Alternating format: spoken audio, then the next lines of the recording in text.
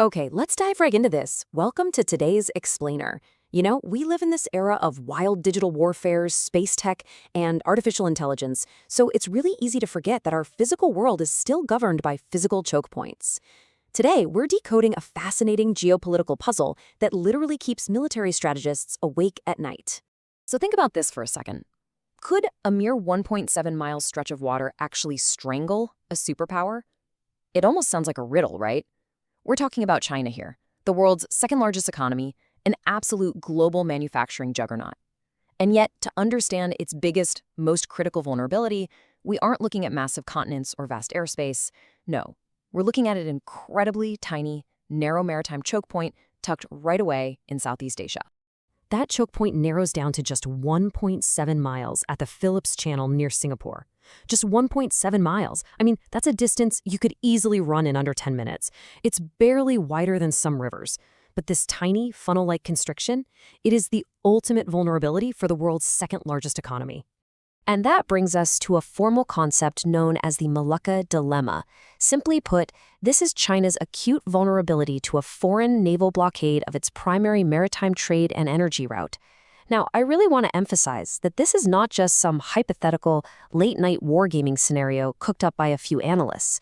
This is a deeply entrenched official strategic crisis, fully recognized at the very highest levels of leadership in Beijing. Section 1. The world's busiest arterial route.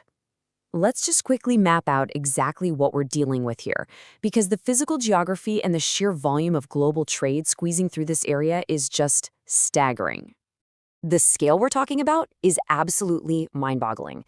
The Strait of Malacca stretches about 560 miles, or 900 kilometers, right between the Malay Peninsula and the Indonesian island of Sumatra. Looking ahead to 2025, projections are hitting over 102,500 vessel transits in a single year. It is the primary highway connecting the Indian and Pacific Oceans. Get this. This one narrow band of water carries anywhere from 25 to 40% of all global maritime trade. We are talking about 3.5 trillion with a T US dollars in goods annually. It's quite literally the main artery of the global economy. But navigating this vital artery, it is a total logistical nightmare. The strait has a shallow average depth of just 25 meters. So these massive, fully laden supertankers have to stick to incredibly strict Malacca Max standards. Basically, that means they need a critical 3.5-meter clearance under their keel just to avoid scraping the ocean floor. When you squeeze these giant lumbering vessels into a usable shipping lane that collapses down to only 1.5 miles wide, it gets insanely congested. The brutal physics of this passage make it highly susceptible to collisions, groundings, and, most importantly for our explainer today, military interdiction. Section 2. China's Malacca Dilemma. Okay, so we know the strait is busy, and we know it's incredibly narrow. Now let's shift our focus to why this specific bottleneck is absolutely terrifying for Chinese economic planners. The stark reality is this. Despite being the undisputed manufacturing workshop of the world, China severely lacks the domestic energy resources needed to fuel that massive economy. They have an insatiable thirst for energy, and they are forced to look outward to get it. A whopping 70% of their crude oil has to be imported from other countries. And here is where the math gets really, really scary for Beijing. Of that imported seaborne crude oil we just mentioned, an incredible 80% of it has to squeeze right through the Strait of Malacca. To put that into perspective for you, that represents 60% of China's entire total oil supply. Just pause and think about that. Over half the energy required to keep the lights on and the factories humming in a global superpower must navigate a tiny 1.7-mile choke point. And this fear? It's definitely not new. Way back in November 2003, former Chinese President Hu Jintao explicitly warned that certain major powers, which is a pretty clear reference to the United States, were seeking to control navigation through the strait. In fact, this specific warning is what coined the term Malacca Dilemma. It solidified the very real fear that an adversary could effortlessly shut down the passage and instantly cut off China's economic fuel during a geopolitical crisis. Section 3. The Strategic Encirclement. Let's introduce the military realities and the alliances that make Hu Jintao's warning an ever-present daily strategic threat. Geopolitically, the map around the strait forms what is essentially a strategic vice, and this brilliantly illustrates the problem. On the eastern end, you've got Singapore hosting U.S. Navy assets at Changi Naval Base. That gives the American military a permanent front-row seat right at the choke point. Then, over on the western end, you have the Indian military stationed at the Andaman and Nicobar Islands. Together, these Western and Indian alliances form a perfect strategic stranglehold on both ends of the waterway. Strategists actually refer to India's Andaman and Nicobar Islands as an unsinkable aircraft carrier, which is such a wild term, but it fits perfectly. They sit directly at the western approach to the strait. What this means is, in a conflict scenario, let's say over Taiwan or the South China Sea, Allied forces wouldn't even need to fight anywhere near China's actual shores. They could just impose a far blockade right here, monitoring, tracking, and intercepting vessels long before they ever reach home waters. Section 4. Desperate overland bypasses. Now, facing this grim reality, Beijing obviously hasn't just been sitting still. Let's transition to looking at their multi-billion-dollar race, primarily via the Belt and Road Initiative, to build land-based escapes from this maritime trap.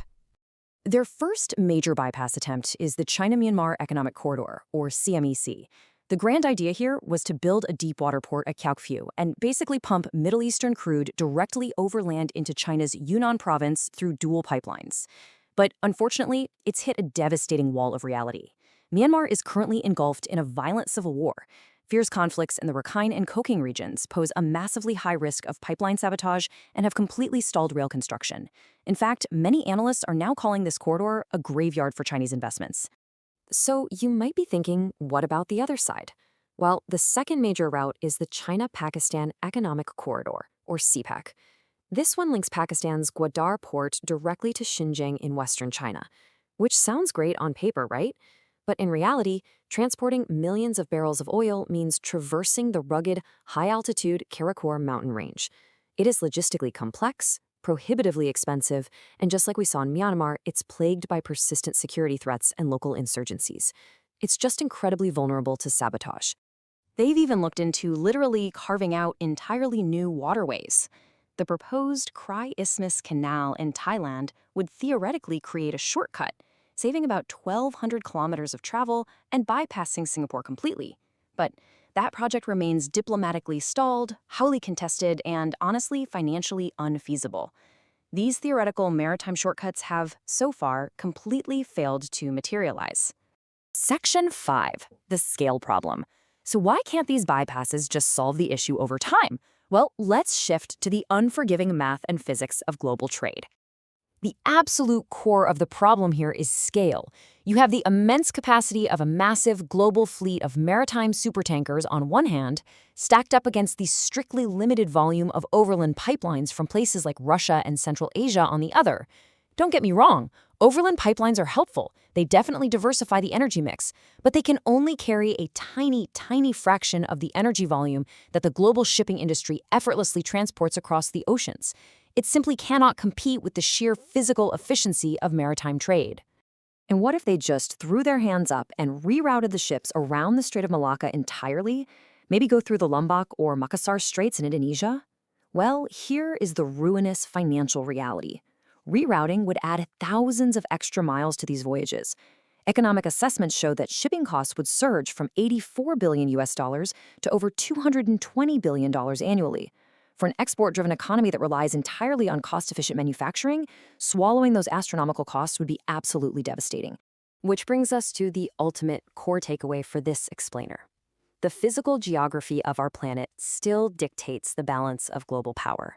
Even with all our modern technology, the satellites, the AI, whoever controls the narrow physical choke points of the world's oceans ultimately holds a powerful veto over the entire global economy. So, I'll leave you with this provocative thought. Will China ever truly be able to escape its Malacca Dilemma? Or will this tiny 1.7-mile stretch of water remain Beijing's permanent Achilles heel? It's a fascinating puzzle, and one that is absolutely going to shape the geopolitics of the 21st century. Thank you so much for joining me in this explainer today. I hope you found this breakdown as captivating as I did. Keep learning, and I'll catch you next time.